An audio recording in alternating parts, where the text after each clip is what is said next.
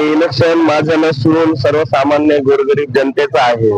त्याच्यामुळं ही सर्व गोरगरीब जनता माझ्या बरोबर खांद्याला खांदा लावून माझ्या बरोबर प्रचार करीत आहे. आणि माझं स्वतःच इलेक्शन हे राहिलेलं नाही, त्याच्यामुळे हे स्वतः जनतेनेच हातात घेतलेलं आहे.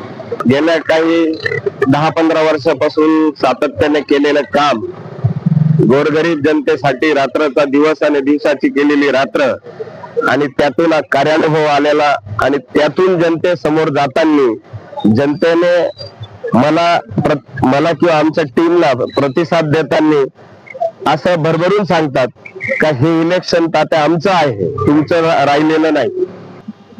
इलेक्शन हे इलेक्शन असतं. काही गोष्टी ग्राउंडवर जायचं असतं, भावनात्मक किंवा विवश होऊन किंवा खूप अतिउत्साहात पण जायचं नसतं.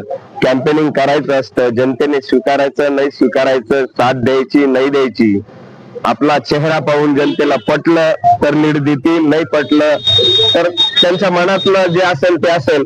पण माझी प्रामाणिक इच्छा आहे का जनतेच्या अंतपर्यंत, अंत्योदय ज्याला आपण म्हणतो, शेवटच्या घटकापर्यंत जोपर्यंत विकास होणार नाही तोपर्यंत मी थांबणार नाही. त्याला चांगले विचार, चांगली सुरक्षा, स्वच्छ पाणी, शांत शिर्डी, सुरक्षित शिर्डी, विकसित शिर्डी आणि विकासाला मत मागणार आहोत.